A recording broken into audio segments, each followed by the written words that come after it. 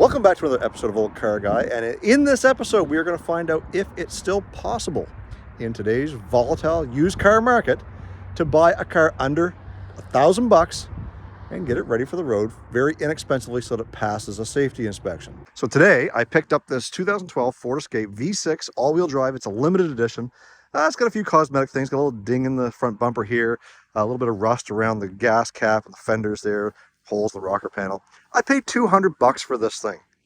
So we're going to check it all over. We're going to see if we can fix this thing up, find out what's wrong with it, and have it as a nice winter beater. And we will keep track of the budget the whole time. So I sold this rig over 6 years ago to a friend of mine, and they've put some miles on it. It's got 280,000 kilometers on it now, and they took it in for an inspection, and they said it wouldn't pass because of the rust. So we're going to see just how bad it is. I'm not out a whole lot, $200. He was just going to send it to the crusher anyways. So he's not out anything. He's got his money, and we're going to get this thing put back into tip-top shape and ready for a New Brunswick safety inspection, because here they have to be done every 2 years, and we're going to address everything that needs to be addressed to get it passed. So let's take a walk around and see everything that's wrong with it and everything that's good with it. We're going to start up front here where his wife found a deer that jumped out and poked this in, and I'm thinking, despite where the impact bar kind of penetrated the plastic here, we should be able to heat this up, poke it back out, and it didn't break these clips off, so that should snap back in there. Come across the front, it's got a little scrape across the front of the chrome there, no big deal. We come across this side. It does have the parking sensors. If you guys don't know, these things will park themselves, meaning when you pull up to a site to parallel park, you can hit a button inside, and this thing will scan the area, make sure you get lots of room, and it will steer itself into a parallel parking spot.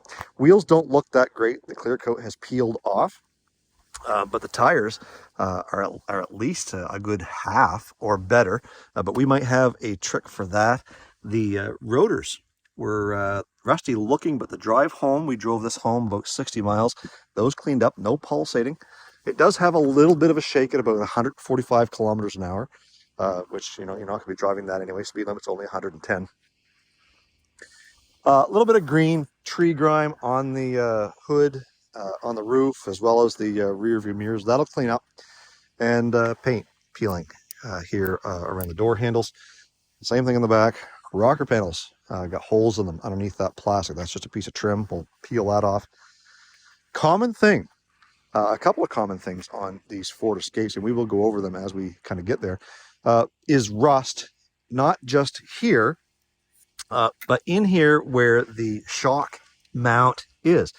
The factory undercoating, which as you can see here is still, no exception, that will peel up and crack, and water gets in there and it starts eating away at that inner fender. And one day you'll be driving along and up comes the shock tower through the interior. This one, although it is a little bit flaky, it still seems quite solid. Another common thing back here is the bottom leading edge of the tailgate. This has been undercoated. You can see the undercoating is still there, and just a slight, very, very slight, a little bit of peeling of the paint right there. Tailgate does not open right now. The button that electronically releases it is doing nothing. I hit that, nothing.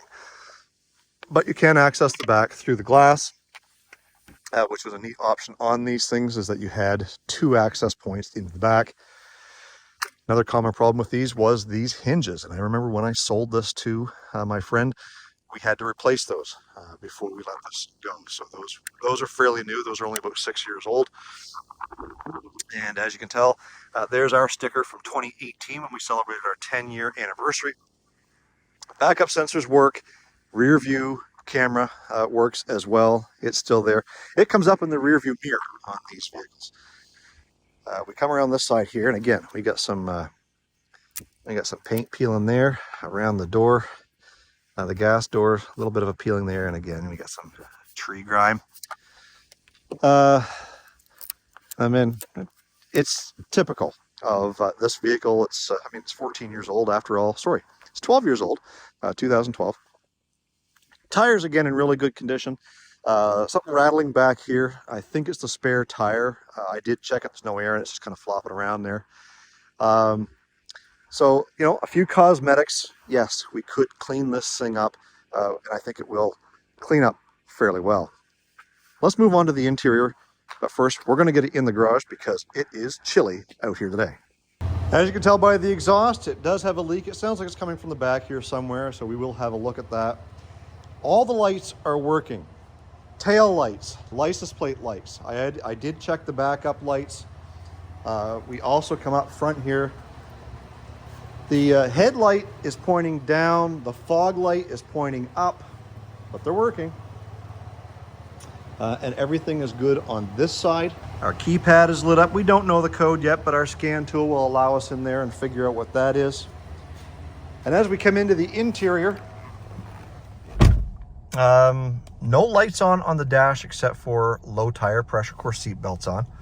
And this thing has 285,845 kilometers. I'll put the conversion on the screen.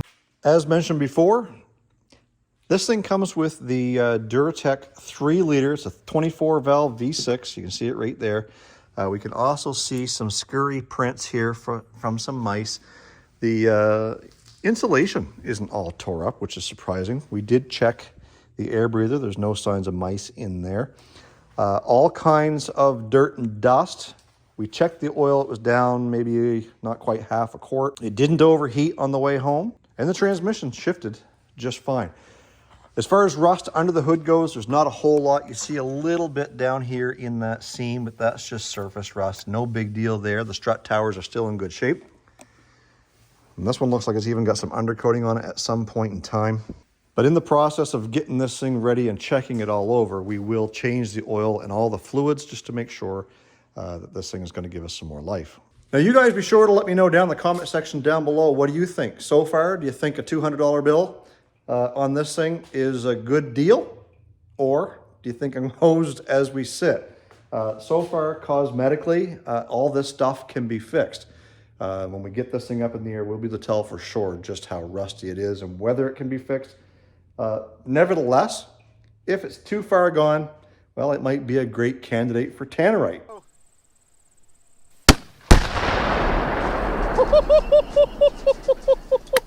Oh, my word.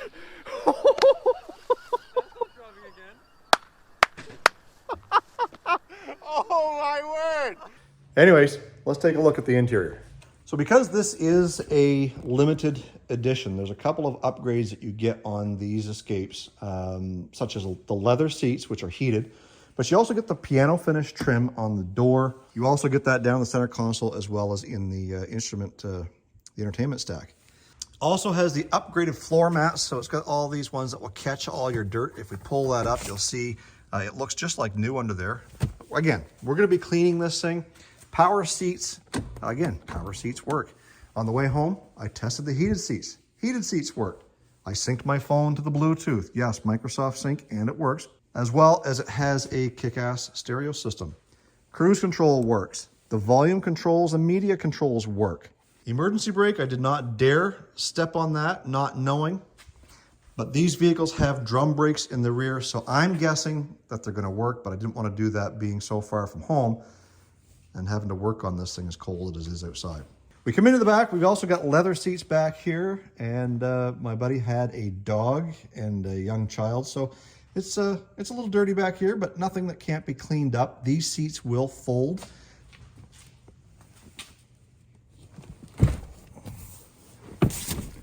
You've also got access here to your fuel pump should you ever have an issue. I commend Ford for doing that. Every manufacturer should do this, but guess what? They don't all do it. As we showed you before, the glass goes up, but the tailgate itself does not. So what we're gonna have to do is probably get in through the back, take the interior panel off this thing, and there should be a manual mechanism to undo that. But I'm thinking it's just the button is bad itself. But we don't know until we get in there. We do need a working tailgate. Why? Because it's gotta work. Come over to this side, much the same thing, a little bit of dirt and gravel, no big deal. That stuff vacuums out. And it is common in this neck of the woods to see these plugs in the door jambs here. And what they are is they get drilled out. There's a couple more here. So that when undercoating time happens, you can get your wand up in there and get these rocker panels cleaned out. If that's not done on a regular basis, well, the rust will catch up to you and you'll end up doing rocker panels. So there's a general overview of the inside and outside of the vehicle.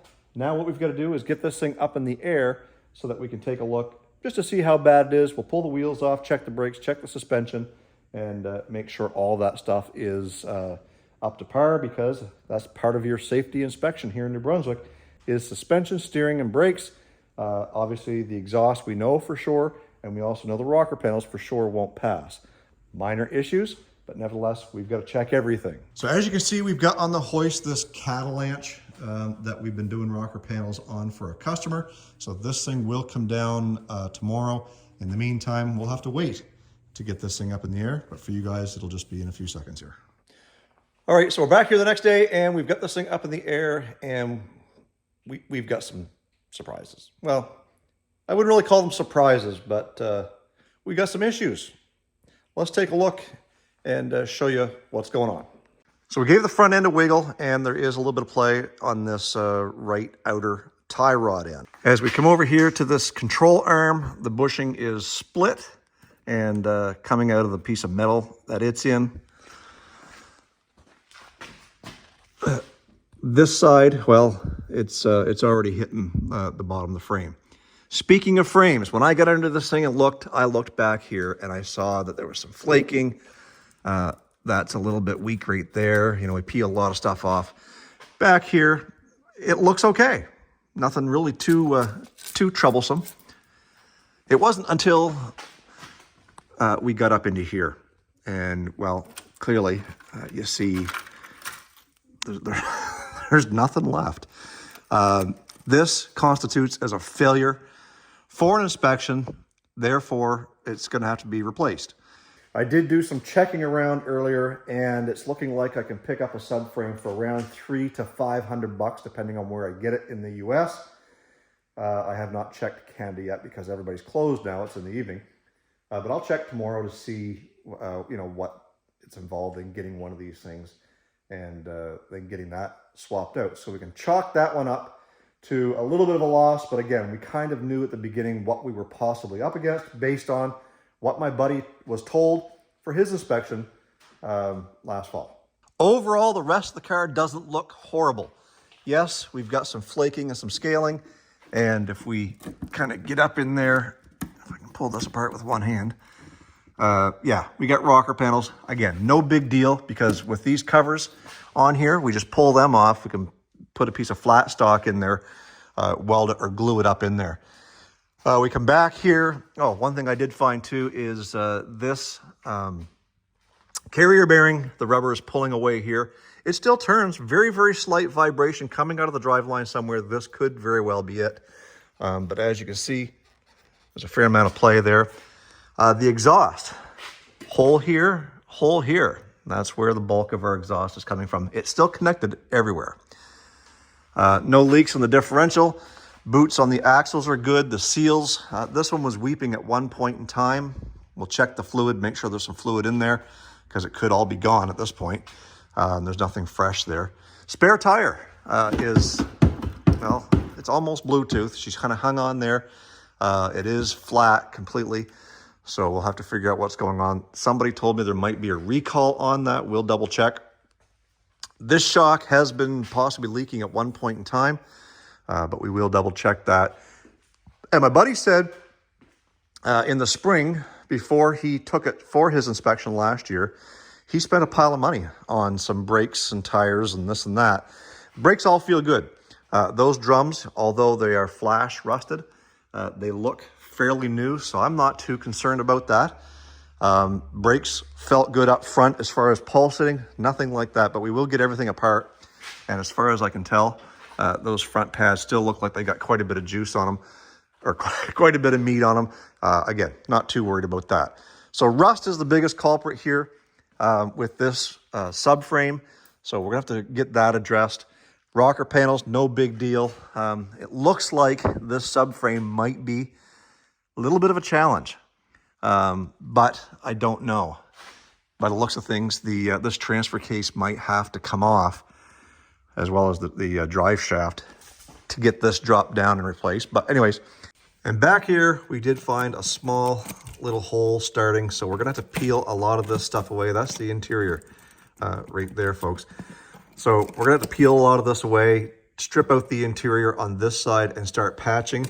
I think everywhere else, I think where we checked was fine. So again, this is a common area. This will rot out and eventually it works its way up around here, and this whole shock tower, you know, just eventually just beats itself out and comes up through the interior.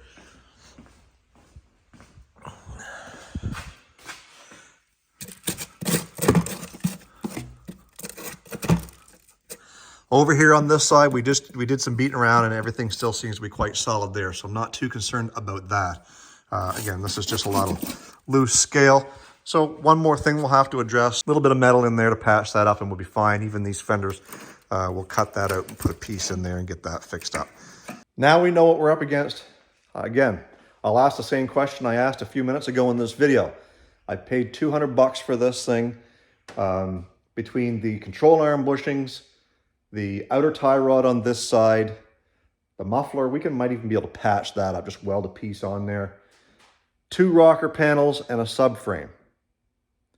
I'm gonna guess, in the back of my mind, we're probably gonna have $600 or $700 Canadian in parts as far as the control arm bushings and the subframe. Rocker panels will have a little bit of material there. Let's assume that we'll have $1,000 tied up into this thing at the end of the day and be able to have it inspected. Did I make a good choice? Do you still think that we're ahead of the game with only paying 200 bucks for this thing? If you so, leave your comments down below. And the ultimate question is, as I started this video, can you still buy a reliable vehicle under $1,000 bucks? Well, it depends on what you call reliable. This one we're going to spend some money on. And if you're an average Joe, you might not have the skills to be able to weld rocker panels, you know, replace subframes, stuff like that. But when it comes to doing small mechanical work, there's not much of it there to do. So on a scale of 1 to 10, 10 being super duper hard, I would say everything that needs to be done on this is probably somewhere around a 5 or 6. It's not that bad. Having a hoist certainly helps. Again, if you're an average, just a DIYer, is this the type of job you want to tackle, laying on your back in your yard? Well, you could, but having the proper equipment certainly helps. If you've got to pay someone to do all of this. If you're paying $800 in parts, you can bank on you know, paying that again in labor. With this subframe, it's going to be a few extra hours. But even still, if you bought this on the side of the road yourself for 200 bucks and had to go pay someone to do all the work, if you were into it for 2,500 bucks, are you still in the money? I think so, especially if you're going to buy it to drive it. These things are quite reliable. And as far as mechanics go, the engine, transmission, rear diff, stuff like that, you don't have too much to worry about. U-joints in the drive shaft, well, that's a different story. When they go, that whole drive shaft assembly can cost you $1,000 bucks. So at the end of the day, I think we come out pretty good on this one. And if you were to pay someone to do all the work yourself, I still think you're probably going to be ahead. So I hope you guys all enjoyed this video. We're going to have a little bit of a series on this one. We'll intermingle it with the Lincoln Continental videos, as well as the square body videos as time goes on. So we've got some work cut out ahead of us on this one, and we're bringing you guys along for the ride. The next step on this thing is to get it cleaned up. So there'll be a separate video on getting this thing clean. And then we will focus on doing the repairs. First the mechanical and then the bodywork, once we find out what we're going to do about that subframe. So if you haven't yet, hit that like button. Make sure you're subscribed to Old Car Guy. We're on a quest for 50,000 subscribers. We're just about to 35. We should be able to crack that in the next couple of weeks here. Also, you can support the channel by picking up some Old Car Guy merchandise. The link to my store is down in the description box down below. And if you act right now, OCG15 gets you 15% off. If you're buying for Christmas for your young fella, or if you're buying for yourself or wives looking for something for their husbands, either way, OCG15 gets you 15% off anything that you see in the store. So make sure you check it out and help support the channel in more ways than just watching these videos, which I certainly appreciate. Guys, stay focused on the windshield, not the rearview mirror. I love you. God bless. We'll see you in the next video.